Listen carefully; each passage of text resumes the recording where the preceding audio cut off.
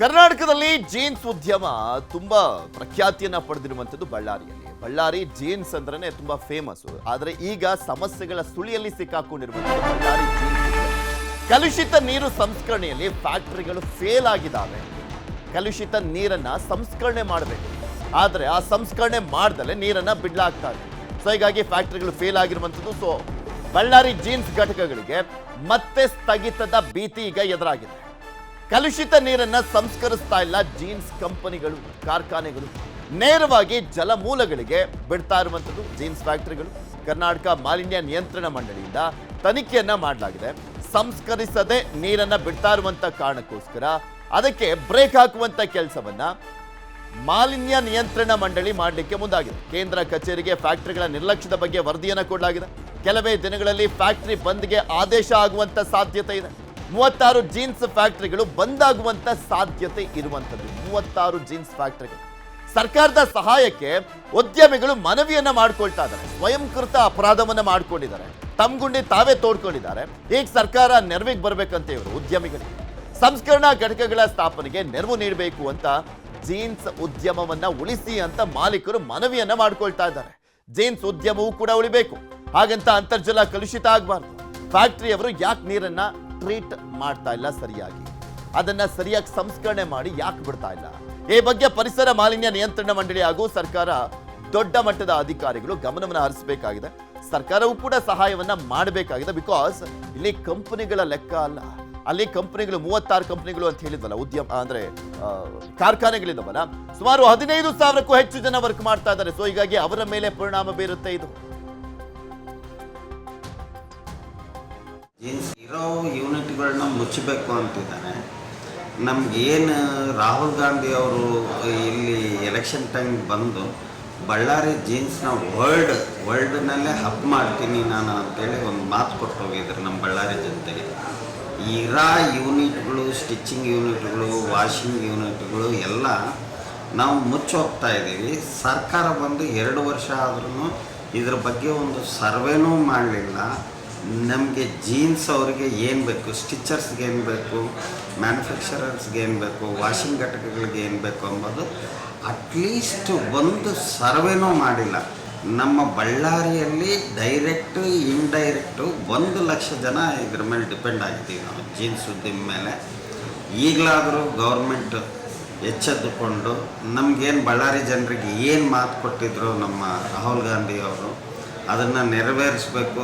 ನಮಗೆ ಈಗ ಆಗೋ ಕಷ್ಟಗಳನ್ನು ನಾವು ICUನಲ್ಲಿದ್ದೀವಿ, ನಮ್ಮನ್ನ ಅಟ್ಲೀಸ್ಟ್ ಜನರಲ್ ವಾರ್ಡ್ಗಾದರೂ ಶಿಫ್ಟ್ ಮಾಡೋ ಥರ ನಮಗೆ ಸರ್ಕಾರ ಹೆಲ್ಪ್ ಮಾಡಬೇಕು. ಇರಾವನ್ನು ಮುಚ್ಕೊಂಡು ಹೋದರೆ ಬಳ್ಳಾರಿ ಟೋಟಲ್ ನಿಂತೋಗ್ತದೆ, ಜೀನ್ಸ್ ಉದ್ಯಮನ ನಿಂತೋಗ್ಬಿಡ್ತೈತೆ. ಇದರಲ್ಲಿ ನಮ್ಮ ಜೀನ್ಸ್ ಏನಾದರೂ ವಾಷಿಂಗ್ ನಡೀತೈತಲ್ಲ ಸರ್, ವಾಷಿಂಗ್ನಲ್ಲಿ ಒಂದು ಫ್ಯಾಕ್ಟ್ರಿನಲ್ಲಿ ಕನಿಷ್ಠ ಅಂದರೆ 20-30 ಜನ 40 ಜನ ಹಂಗೆ ಕೆಲಸ ಮಾಡ್ತಾಯಿದ್ದಾರೆ. ಒಂದು ವಾಷಿಂಗ್ ಫ್ಯಾಕ್ಟ್ರಿಗೆ ಸ್ಥಿಮಿತ ಅಲ್ಲ ಇಲ್ಲಿ. ಅದು ಜೀನ್ಸ್ ವಾಷಿಂಗ್ ಆಗಿಲ್ಲ ಅಂದರೆ ಎಲ್ಲ ಗಾರ್ಮೆಂಟೇ ಬಂದಾಗಿಬಿಡ್ತದೆ ಬಳ್ಳಾರಿನಲ್ಲಿ. ಆಲ್ರೆಡಿ ಒಂದು 55% ಕುಸಿದಿದೆ ಜೀನ್ಸು, ಮಾರ್ಕೆಟೇ ಬಿದ್ದೋಗೈತೆ. ಹಂಗಾಗಿ ಗೌರ್ಮೆಂಟ್ಲಿದ್ದು ಏನಾಯ್ತು ಫೆಸಿಲಿಟಿ ಮಾಡಿಕೊಡ್ಬೇಕಲ್ಲಿ ಉದ್ಯಮಕಾರ ಮೇಲೆ ಪ್ರೆಷರ್ ಹಾಕಿ ಫ್ಯಾಕ್ಟ್ರಿ ಬಂದ್ ಮಾಡಿದ್ರೆ ಎಷ್ಟೋ ಜನದು ಹೊಟ್ಟೆಪಾಡು ಬಂದಾಗ್ತೈತೆ. ಅದರಲ್ಲಿದ್ದ ಓನ್ಲಿ ಕಲರ್ಲಿದ್ದನೇ ನಾವು ಪೊಲ್ಯೂಷನ್ ಆಗ್ತೈತಲ್ಲ. ನಮ್ಮ ಮರದಾಗ PH ಐತೆ, GV ಬದುಕ್ತೈತೆ. ಅದು ನಾವು ಪ್ರಾಕ್ಟಿಕಲ್ ಆಗಿ ಆಲ್ರೆಡಿ ನಾವು ಒಂದು ಸಲ ಟೆಸ್ಟಿಂಗ್ ಮಾಡಿ ಕೂಡ ಕೊಟ್ಟಿವಿ. ಬಳ್ಳಾರಿಗೆ ಬಂದಂತ ಸಂದರ್ಭದಲ್ಲಿ ಕಾಂಗ್ರೆಸ್ ನಾಯಕ ರಾಹುಲ್ ಗಾಂಧಿ ಅವರು ಮಾತನಾಡಿದ್ರು. ಅಲ್ಲಿ ಜೀನ್ಸ್ ಉದ್ಯಮವನ್ನ ಕ್ಯಾಪಿಟಲ್ ಅಂದ್ರೆ ಇದನ್ನ ಜೀನ್ಸ್ ರಾಜಧಾನಿ ಮಾಡ್ತೀವಿ ಅಂತೆಲ್ಲ ಮಾತನಾಡ್ಬಿಟ್ಟಿದ್ರು ರಾಹುಲ್ ಗಾಂಧಿ ಅವರು. ಬಳ್ಳಾರಿಗೆ ಬಂದಂತ ಸಂದರ್ಭದಲ್ಲಿ ಜೀನ್ಸ್ ಉದ್ಯಮದ ಅಭಿವೃದ್ಧಿ ಬಗ್ಗೆ ಭರವಸೆಯನ್ನ ಕೂಡ ಕೊಟ್ಟಿದ್ರು. ಅವರದ್ದೇ ಸರ್ಕಾರ ಇದೆ, ಏನ್ ಸಹಾಯ ಮಾಡಿದ್ದೀರಾ, ಏನ್ ಸಹಕಾರ ಕೊಟ್ಟಿದ್ದೀರಾ, ಅಲ್ಲಿನ ಜನ ಕೇಳ್ತಾ ಇದ್ದಾರೆ. ಇದೀಗ ಆಡಿದ ಮಾತನ್ನೇ ಮರ್ತು ಬಿಟ್ರ ರಾಹುಲ್ ಗಾಂಧಿ. ಬಳ್ಳಾರಿಯಲ್ಲಿ 500ಕ್ಕೂ ಹೆಚ್ಚು ಜೀನ್ಸ್ ತಯಾರಿಕಾ ಘಟಕಗಳಿದ್ದಾವೆ. ಇದು ಸುಮಾರು 15,000 ಉದ್ಯೋಗಗಳನ್ನ ಸೃಷ್ಟಿ ಮಾಡಿರುವಂಥದ್ದು. ಭಾರತ್ ಜೋಡೋ ಟೈಮ್ನಲ್ಲಿ ರಾಹುಲ್ ಗಾಂಧಿ ಬಳ್ಳಾರಿಗೆ ಬಂದಿದ್ರು. ಇದೇ ರೀತಿಯ ಭಾರತ್ ಜೋಡೋ ಟೈಮ್ನಲ್ಲೇ ಚಾಮರಾಜನಗರಕ್ಕೆ ಬಂದಿದ್ರು. ಅಲ್ಲೂ ಕೂಡ ಕೆಲಸ ಕೊಡ್ತೀನಿ ಅದು ಇದು ಅಂತೆಲ್ಲ ಭರವಸೆ ಕೊಟ್ಟಿದ್ರು. ಆ ಸಂದರ್ಭದಲ್ಲಿ DK ಶಿವಕುಮಾರ್ ಅವರು ಕೂಡ ಇದ್ರು, ಸಿದ್ದರಾಮಯ್ಯನವರು ಇದ್ರು. ಏನಾಯ್ತು ಕತೆ? ಇವ್ರ ಸರ್ಕಾರ ಬಂದು 2 ವರ್ಷ ಆದ್ರೂ ಒಬ್ರಿಗೂ ಒಂದು ಕೆಲಸ ಆಗಲಿ, ಪರಿಹಾರನೇ ನೆಟ್ಟು ಕೊಟ್ಟಿಲ್ಲ. ಇನ್ನು ಭಾರತ್ ಜೋಡೋ ಟೈಮ್ನಲ್ಲಿ ರಾಹುಲ್ ಗಾಂಧಿ ಬಳ್ಳಾರಿಗೆ ಬಂದಂತ ಸಂದರ್ಭದಲ್ಲಿ ಅಲ್ಲಿನ ಮಾಲೀಕರ ಜೊತೆ ಸಂವಾದವನ್ನ ಮಾಡಿದ್ರು. ಫ್ಯಾಕ್ಟರಿಗಳನ್ನ ಉಳಿಸುವ, ಜೀನ್ಸ್ ಪಾರ್ಕ್ ನಿರ್ಮಾಣದ ಆಶ್ವಾಸನೆ ಕೊಟ್ಟಿದ್ರು. ಈ ಹಿಂದೆ ರಾಹುಲ್ ಗಾಂಧಿ ಏನು ಮಾತನಾಡಿದ್ರು ಒಮ್ಮೆ ಕೇಳಿಸ್ಕೊಳ್ಳೋಣ. और मेरा वायदा है कि बेल्लारी को हम जीन्स कैपिटल बनाएंगे और यहां पे एक जीन्स बनाने का पार्क, इंडस्ट्रियल पार्क हम बनाएंगे, क्योंकि मैं वो दिन देखना चाहता हूं जब पूरी दुनिया में जब कोई युवा जीन्स पहने, जीन्स के पीछे लिखा हो made in Bellary, made in Karnataka. और ये काम मैं स्वयं कर्नाटक के चीफ मिनिस्टर को कह के करवाऊंगा। हम झूठे वायदे कभी नहीं करेंगे। अब हमने कह दिया कि यहां पे जीन्स कैपिटल बनेगा, आप देख लेना 5 साल के अंदर बेल्लारी में जीन्स कैपिटल बनेगा। ಬಗ್ಗೆ ಇನ್ನಷ್ಟು ಮಾಹಿತಿಯನ್ನ ಕೊಡ್ತಾ ಹೋಗ್ತಾರೆ ನಮ್ಮ ಬಳ್ಳಾರಿಯ ಪ್ರತಿನಿಧಿ ಬಸವರಾಜ್ ನಮ್ಮ ಜೊತೆ ನೇರ ಸಂಪರ್ಕದಲ್ಲಿ ಜಾಯ್ನ್ ಆಗಿದ್ದಾರೆ. ಬಸವರಾಜ್, ನೋಡ್ತಾ ಇದ್ವಿ ಅಲ್ಲಿ ಭರವಸೆ ಕೊಟ್ಟಿದ್ರು, ಹೌದು ರಾಹುಲ್ ಗಾಂಧಿ ಅವರು, ಬಟ್ ಇಲ್ಲಿ ವಾಯು ಮಾಲಿನ್ಯ ನಿಯಂತ್ರಣ ಮಂಡಳಿಯವರು ಕಲುಷಿತ ಆಗ್ತಾ ಇರುವಂತ ಹಿನ್ನೆಲೆಯಲ್ಲಿ ಕ್ರಮವನ್ನ ಕೈಗೊಳ್ಳಲಿಕ್ಕೆ ಮುಂದಾಗಿದ್ದಾರೆ, ಅದು ತಪ್ಪಲ್ಲ. ಆದ್ರೆ ಈ ಫ್ಯಾಕ್ಟರಿ ಅವರು ಮುಚ್ಚಬಾರ್ದು, ಸರ್ಕಾರ ಸಪೋರ್ಟ್ ಮಾಡಬೇಕು ಅಂತ ಹೇಳ್ತಾ ಇದ್ದಾರೆ. ಸ್ವಯಂಕೃತ ಅಪರಾಧ ಅಲ್ವಾ? ಇವ್ರು ಕಲುಷಿತ ನೀರನ್ನ ಬಿಟ್ಟು ಅಲ್ಲಿ ಹಾಳು ಮಾಡಿದ್ರೆ ಇವ್ರು ಮಾತ್ರ ಉದ್ಧಾರ ಆಗಬೇಕು ಅಂದ್ರೆ ಸರ್ಕಾರ ಈಗ ಯಾವ ರೀತಿಯ ಸಹಕಾರವನ್ನ ಕೊಡಬೇಕಾಗಿದೆ? ಪೃಥ್ವಿರಾಜ್, ಒಂದು ಕಡೆ ಕಾಂಗ್ರೆಸ್ನ ನಾಯಕ ಇರ್ತಕ್ಕಂಥ ರಾಹುಲ್ ಗಾಂಧಿ ಅವರು ಭಾರತ್ ಜೋಡ ಯಾತ್ರೆ ಸಂದರ್ಭದಲ್ಲಿ ಬಳ್ಳಾರಿಗೆ ಬಂದಂತ ಸಂದರ್ಭದಲ್ಲಿ ಕೂಡ ಜೀನ್ಸ್ ಕಾರ್ಮಿಕರು ಮತ್ತು ಜೀನ್ಸ್ ಉದ್ಯಮಗಳ ಜೊತೆಗೆ ಒಂದು ಸಂವಾದವನ್ನು ಕೂಡ ನಡೆಸಿದ್ರು. ಅದಾದ ನಂತರ 2023ರ ವಿಧಾನಸಭೆ ಚುನಾವಣೆಯ ಪ್ರಚಾರ ಸಂದರ್ಭದಲ್ಲಿ ಕೂಡ ರಾಹುಲ್ ಗಾಂಧಿ ಅವರು ಈ ಒಂದು ಭಾಗದ ಜೀನ್ಸ್ ಉದ್ಯಮಗಳಿಗೆ ಮತ್ತು ಕಾರ್ಮಿಕರಿಗೆ ಒಂದು ಭರವಸೆಯನ್ನ ಕೂಡ ಕೊಟ್ಟಿರ್ತಕ್ಕಂಥದ್ದು. ಬಳ್ಳಾರಿಯನ್ನ ಒಂದು ಜೀನ್ಸ್ ಕ್ಯಾಪಿಟಲ್ ಮಾಡ್ತೇವೆ, ಇಲ್ಲಿ ಒಂದು ಅಪರಲ್ ಪಾರ್ಕ್ ಅನ್ನು ಮಾಡ್ತೇವೆ, ಇದಕ್ಕೆ 5,000 ಕೋಟಿಯನ್ನು ಕೂಡ ರಾಜ್ಯ ಸರ್ಕಾರ ಬಜೆಟ್ ಅಲ್ಲಿ ಕೂಡ ಒಂದು ಮೀಸಲಿಡುತ್ತೆ. ಆ ನಿಟ್ಟಿನಲ್ಲಿ ಕೂಡ ಇಡೀ ಅಂದ್ರೆ ಬಳ್ಳಾರಿ ಅಂತಕ್ಕಂಥ ಜೀನ್ಸ್ ಇಡೀ ದೇಶ ವಿದೇಶಗಳಲ್ಲಿ ಕೂಡ ಮೇಡ್ ಇನ್ ಬಳ್ಳಾರಿ ಆಗ್ಬೇಕು, ಮೇಡ್ ಇನ್ ಕರ್ನಾಟಕ ಆಗ್ಬೇಕು ಅನ್ನೋ ನಿಟ್ಟಿನಲ್ಲಿ ಕೂಡ ಒಂದು ಭರವಸೆಯನ್ನ ಕೂಡ ಕೊಟ್ಟಿರ್ತಕ್ಕಂಥದ್ದು. ಆದ್ರೆ ರಾಹುಲ್ ಗಾಂಧಿ ಅವರು ಕೊಟ್ಟಿರ್ತಕ್ಕಂಥ ಭರವಸೆ ಕೇವಲ ಭರವಸೆಯಾಗಿ ಉಳಿದಿರ್ತಕ್ಕಂಥದ್ದು. ಕಳೆದ ಬಜೆಟ್ ಅಲ್ಲಿ ಕೇವಲ ಘೋಷಣೆ ಆಗಿರ್ತಕ್ಕಂಥದ್ದು ಬಿಟ್ಟರೆ ಯಾವುದೇ ಅನುದಾನವನ್ನು ಕೂಡ ಮೀಸಲಿಡದೇ ಇರ್ತಕ್ಕಂಥದ್ದು ಕೂಡ ಗೊತ್ತಾಗ್ತಾ ಇದೆ. ಒಂದು ಕಡೆ ಕಾಂಗ್ರೆಸ್ ನಾಯಕ ಬಳ್ಳಾರಿಯನ್ನ ಕ್ಯಾಪಿಟಲ್ ಜೀನ್ಸ್ ಅನ್ನ ಮಾಡ್ಬೇಕು ಅನ್ನೋ ನಿಟ್ಟಿನಲ್ಲಿ ಹೋದ್ರೆ, ಮತ್ತೊಂದು ಕಡೆ ಇಲ್ಲಿನ ಪರಿಸರ ಮತ್ತು ಮಾಲಿನ್ಯ ನಿಯಂತ್ರಣ ಮಂಡಳಿ ಕೂಡ ಇಲ್ಲಿನ ವಾಷಿಂಗ್ ಘಟಗಳನ್ನ, ಜೀನ್ಸ್ ವಾಷಿಂಗ್ ಘಟಗಳನ್ನ ಮುಚ್ಚಲಿಕ್ಕೆ ಕೂಡ ಮುಂದಾಗಿರ್ತಕ್ಕಂಥದ್ದು. ಇಲ್ಲಿ ಪ್ರಮುಖವಾಗಿ ಜೀನ್ಸ್ ನ ಏನು ವಾಷಿಂಗ್ ಯೂನಿಟ್ಗಳಿದಾವೆ ಅವು ಬರ್ತಕ್ಕಂಥ ಹೊರಬರ್ತಕ್ಕಂಥ ತ್ಯಾಜ್ಯವನ್ನ ಸಂಸ್ಕರಣ ಮಾಡದೆ ಹಾಗೆ ಬಿಡತಕ್ಕಂಥ ಹಿನ್ನೆಲೆಯಲ್ಲಿ ಆ ಒಂದು ಅದು ನೇರವಾಗಿ ಜಲಮೂಲಕ್ಕೆ ಸೇರುತ್ತೆ, ಅದರಿಂದವಾಗಿ ಮಾಲಿನ್ಯ ಆಗುತ್ತೆ ಅನ್ನೋ ನಿಟ್ಟಿನಲ್ಲಿ ಕೂಡ ಮಾಲಿನ್ಯ ನಿಯಂತ್ರಣ ಮಂಡಳಿ ಕೂಡ ಈಗಾಗಲೇ ಕೇಂದ್ರ ಕಚೇರಿಗೆ ಒಂದು ರಿಪೋರ್ಟ್ ಅನ್ನು ಕೂಡ ಸಲ್ಲಿಕೆ ಮಾಡಿರ್ತಕ್ಕಂಥದ್ದು. ಆ ನಿಟ್ಟಿನಲ್ಲಿ ಕೂಡ ವಾಷಿಂಗ್ ಯೂನಿಟ್ಗಳು ಕೂಡ ಈಗ ಮುಚ್ಚುವ ಭೀತಿಯನ್ನು ಕೂಡ ಎದುರಿಸ್ತಾ ಇರ್ತಕ್ಕಂಥದ್ದು.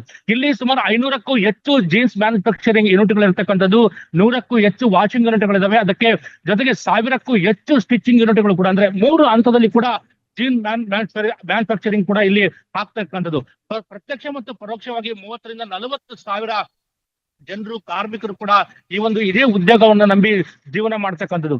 ಇಲ್ಲಿ ಒಂದು ಕಡೆ ಕೋವಿಡ್ ನಂತರ ಕೂಡ ಜೀನ್ಸ್ ಉದ್ಯಮಕ್ಕೆ ಭಾರಿ ಪ್ರಮಾಣದ ಹೊಡೆತವನ್ನು ಕೂಡ ಬಿದ್ದಿರ್ತಕ್ಕಂಥದ್ದು. ಈ ಹಿಂದೆ ಸಿಂಗಾಪುರ್, ದುಬೈ ಸೇರಿದಂತೆ ಈ ಒಂದು ಶ್ರೀಲಂಕಾ 4 ರಾಷ್ಟ್ರಗಳಿಗೆ ಕೂಡ ಇಲ್ಲಿನ ಜೀನ್ಸ್ ಕೂಡ ರಫ್ತು ಕೂಡ ಆಗ್ತಿತ್ತು. ಆದ್ರೆ ಕೋವಿಡ್ ನಂತರ ಕೇವಲ ದುಬೈಗೆ ಮಾತ್ರ ಇಲ್ಲಿ ರಫ್ತಾ ಇರ್ತಕ್ಕಂಥದ್ದು. ರಫ್ತು ಪ್ರಮಾಣ ಕೂಡ 60% ಪ್ರಮಾಣ ಕೂಡ ಕಡಿಮೆ ಆಗಿರ್ತಕ್ಕಂಥದ್ದು. ಮತ್ತೊಂದು ಕಡೆ ಪ್ರತಿದಿನ ಬಳ್ಳಾರಿಯಲ್ಲಿ 1 ಲಕ್ಷ ಜೀನ್ಸ್ ಒಂದು ಉತ್ಪಾದನೆ ಕೂಡ ಆಗ್ತಿತ್ತು, ಅದರ ಪ್ರಮಾಣ ಕೂಡ ಈಗ 60% ಸೇರ್ತಕ್ಕಂಥದ್ದು. ಆ ನಿಟ್ಟಿನಲ್ಲಿ ವಾರ್ಷಿಕ ವಹಿವಾಟು ಕೂಡ ಸುಮಾರು 500 ಕೋಟಿಗೂ ಹೆಚ್ಚು ಅಧಿಕ ಇಲ್ಲಿನ ಜೀನ್ಸ್ ಉದ್ಯಮ ಕೂಡ ಮಾಡ್ತಿತ್ತು. ಆದ್ರೆ ಕೋವಿಡ್ ನಂತರ ಕೂಡ ಆರ್ಥಿಕ ಸಂಕಷ್ಟವನ್ನು ಕೂಡ ಇಲ್ಲಿನ ಜೀನ್ಸ್ ಯೂನಿಟ್ಗಳು ಕೂಡ ಎದುರಿಸ್ತಾ ಇರ್ತಕ್ಕಂಥದ್ದು. ಆ ನಿಟ್ಟಿನಲ್ಲಿ ನಮಗೆ ಸರ್ಕಾರ ನೆರವಿಗೆ ಬರಬೇಕು ಅನ್ನೋ ನಿಟ್ಟಿನಲ್ಲಿ ಕೂಡ ಇಲ್ಲಿನ ಬಸವರಾಜ್, ಸರ್ಕಾರ ನೆರವಿಗೆ ಬರಬೇಕು, ಹೌದು, ಓಕೆ. ಆದ್ರೆ ಯದ್ಬಲ್ ಕ್ಷೇತ್ರದಲ್ಲೆಲ್ಲ ಅಲ್ಲಿ ಎಲ್ಲ ವಿಧಾನಸಭಾ ಕ್ಷೇತ್ರ ಯಾವುದೋ ಒಂದನ್ನು ಹೊರತುಪಡಿಸಿದ್ರೆ ಎಲ್ಲ ಕಡೆ ಕಾಂಗ್ರೆಸ್ನ ಶಾಸಕರಿದ್ದಾರೆ ಮತ್ತು ಒಂದ್ ಕಡೆ ಕಾಂಗ್ರೆಸ್ನ ಸಂಸದರನ್ನ ಆಯ್ಕೆ ಮಾಡಲಾಗಿದೆ.